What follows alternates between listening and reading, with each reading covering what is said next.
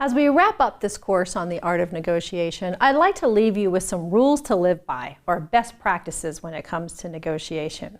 First and foremost is that in all negotiations, your ultimate goal is to maximize the value for both parties. You will undoubtedly encounter many counterparts who do not share this goal, but you should always start with that as your pursuit.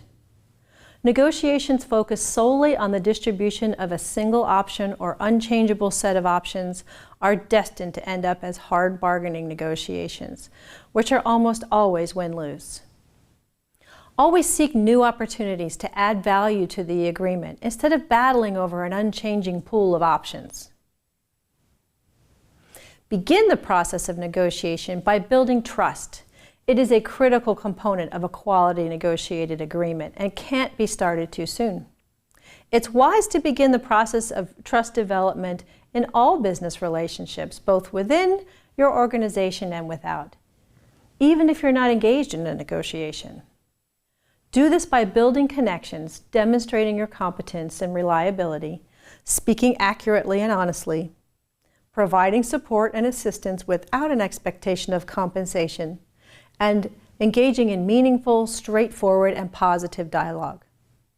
You never know with whom you'll end up negotiating, and it pays to have developed trust before you begin. Tailor your approach to the personality of your counterpart. Every counterpart will be different, and every negotiation will be different.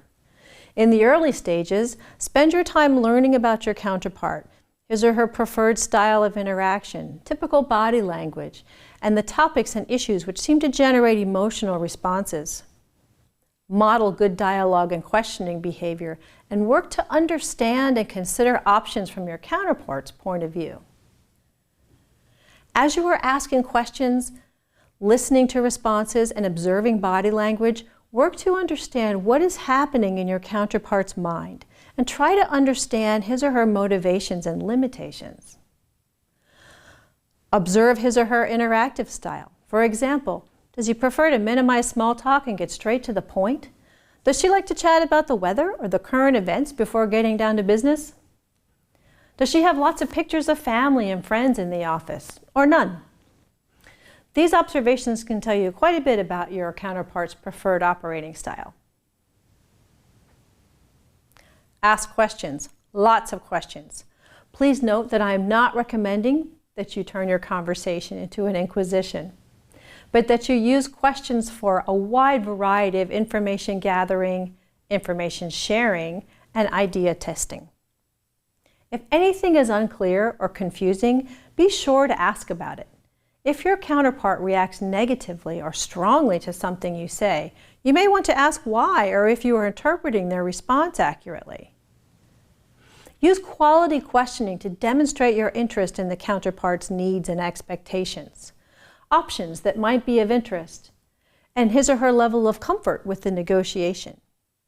Ask questions also to clarify your counterpart's level of authority and empowerment, and determine just how much power he or she really has in this negotiation. Listen and observe. Listen to what your counterpart is telling you and not telling you. Avoid listening with an agenda. Don't think about what you will say next while your counterpart is speaking. Listen to what he or she is saying and respond appropriately. Listen for changes in volume, changes in tone, changes in or hesitation. Take note of what you hear after the meeting and think through what was said and what was not said. Generally speaking, the recommendation is to talk less and listen more. The more your counterpart talks, the more you learn about his or her expectations, requirements, position, and values. While you are listening, asking, and answering questions and presenting proposals, control your emotional responses and exercise self-discipline. Strong emotional responses should only be used intentionally and in a very limited and controlled manner. It is easy to lose power when showing excessive emotion. Even if your counterpart is engaging in emotional outbursts, strive to remain calm and in control. Model the self-control which you need for your counterpart to exhibit. As you are preparing to meet or present your proposal, keep in mind that you probably have more power than you think. This power is only useful to you, however, if you use it. So don't be afraid to use perceived power if you're confident that your counterpart perceives this power to be real, and it can be just as useful as real power. As you get to the point of presenting and negotiating proposals, keep your focus on increasing value and not just distributing it. It is far too easy when negotiations become challenging or counterparts attempt to use particularly negative tactics to fall into hard bargaining or simple distribution of what has already been defined as the main point of the negotiation. Always be on the lookout for means or options to add value to the agreement by considering creative combinations. Once a proposal is on the table and negotiations over various points are underway, focus on interests, not positions. Positions tend to be argued, but the interests that underlie them might include some compatibility. There are likely to be multiple interests which underlie a position and multiple means of achieving the interests. Find out by asking why and why not. When you present an idea, suggestion, or proposal, always present your reasons first and the proposal afterward.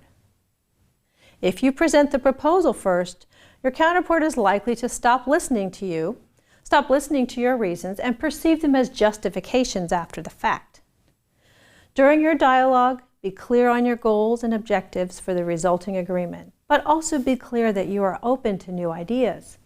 This is the greatest justification for having a clear and complete framework agreement and a clear and detailed BATNA. Look at each proposal or suggestion as one option of multiple options. You should not present yours as your only position, nor should you perceive your counterparts as his or her only position, regardless of how it was presented. Finally, you must prepare and plan. Prepare by doing research, learning everything you can about your counterpart, the organization, the market conditions, your competition, and your own options for delivery, volume, packaging, payment terms, inventory, inclusions, and support. Use what you have learned to plan. Plan your questions, your framework agreement, and your BATNA before you make or consider any proposals. Plan how and when you will offer a proposal and how you will respond to the potential reactions of your counterpart. These basic guidelines are my recommendations for all negotiators. Beyond these, it is very much about your personal style and how you adapt it to the needs of the specific negotiation in which you are engaged.